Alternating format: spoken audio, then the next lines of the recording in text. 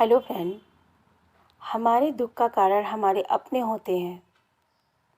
जब हमारे अपने चले जाते हैं, उनकी जिम्मेदारियां हमारे ऊपर आ जाती हैं, तो हम एक तरह से टूट भी जाते हैं और मजबूत भी हो जाते हैं।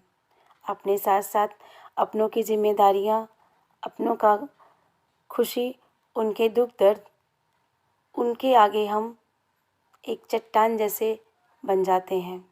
परिस्थिति हमें चाहे जैसे रख ले, हम उन्हीं परिस्थितियों में जीने लगते हैं। आज आपको ये लगता होगा कि इन गम से, इन दर्द से हम बाहर नहीं निकल सकते, लेकिन वक्त धीरे धीरे आपको अपनी जगह ला के खड़ा कर देगा। आप वही रहेंगी, वही सांसें रहेंगी, वही अपने लोग रहेंगे, वही अपना समाज रहेगा। आप धीरे धीरे जीने लगेंगे और जीते हैं। आप देखते जाइए, इस दर्द को मिलने के चाहे जितने दिन हुए हों, आप धीरे धीरे जीवन का एक दिन बिता रहे हैं। आपके शब्दों में बिताना या जीवन को काटना एक ही होता है, लेकिन सच तो ये है, इन दोनों शब्दों के अर्थ अलग अलग हैं। जीवन बिताना मतलब होता है कि जीवन को में जो भी समस्याएं, जो भी चुनौती आई हैं, उनके साथ डटकर सामना करना और हौसले के साथ जीवन बिताना, इसे बोलते हैं जीवन बिताना। जीवन काटने का मतलब ये होता है कि जीवन में आई हुई परिस्थितियों से हम लड़ नहीं पा रहे हैं, हम मुंह छुपा रहे हैं और उनसे हम एक एक दिन किसी तरह जीवन को काट रहे हैं, उसे बोलते हैं जीवन को काटना। यानी कि जीवन के दुख दर्द से लड़ने की हमारे पास क्षमता नहीं है, या हम उनसे लड़ना ही नहीं चाहते हैं। लेकिन समय तो अपनी अवधि से, अपने समय पे चलता ही रहेगा। चाहे आप जीवन बिताइए, चाहे आप जीवन काटिए। कितने तो ये सोचते हैं कि हमारे जब अपने चले जाते हैं तो हमें जीना नहीं चाहिए। सच तो ये है, जिस दिन आपके दिन में ये विचार आ गया, मर तो आप उसी दिन गए।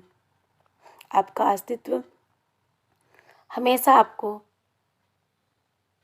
ये कोसता रहेगा कि आपने आई हुई परिस्थितियों के साथ लड़ा नहीं। आपको परमात्मा ने ये जीवन दिया है, उसे सत्कर्मों में लगाइए। हो सकता है प्रभु आपको ये इन्फॉर्मेशन दे रहा हो, या आपको ये सोचने पे मजबूर कर रहा हो कि तुम नेक काम के लिए बने हो, तुम किसी अच्छे कार्य के लिए बने हो। तुम्हारा इस धरती पे आने का क्या मकसद है, उसे पहचानो और जीवन में आगे बढ़ो। देखिए, जब आप इस धरती पे आते हैं तो आपका कोई अपना नहीं होता है, लेकिन आपको ये आत्मविश्वास धीरे धीरे हो जाता है कि ये मेरी माँ है, ये कभी बुरा नहीं चाहेगी। ये मेरे पिता हैं, ये कभी बुरा नहीं चाहेंगे। ये मेरे अपने भाई बहन हैं, ये अपने रिश्तेदार हैं। इन पे आप विश्वास करने लगते हैं। जैसे आप जब बचपन में छोटे होते हैं तो आपको लगता है सबसे सुरक्षित जगह आपकी माँ की गोद होती है, आपकी माँ का आंचल होता है, और सबसे अच्छा आपके माँ का प्यार होता है। फिर आप धीरे धीरे बड़े होते हैं, अपने नियम खुद बनाते हैं और अपने रास्ते खुद चुनते हैं, और उन रास्तों पे आप चलते हैं। इस जीवन की राह में जब चलते चलते आप दूर निकल जाते हैं तो एक दिन इन माँ बाप का भी साथ छूट जाता है, और फिर आप मैच्योर हो जाते हैं परिस्थितियों से। लेकिन अगर इन्हीं रास्तों पे चलते हुए कुछ ही दूर आप गए हैं और तभी किसी का साथ छूट जाता है, तब भी तो जीवन रुक नहीं जाता है, समय रुक नहीं जाता है, समय चलता रहता है।